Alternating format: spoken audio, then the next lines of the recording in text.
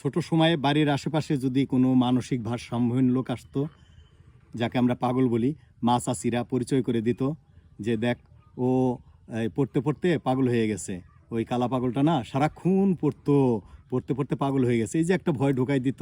আর পড়তে গেলে মনে পড়তো যে আরও বেশি পড়লে যদি পাগল হয়ে যাই।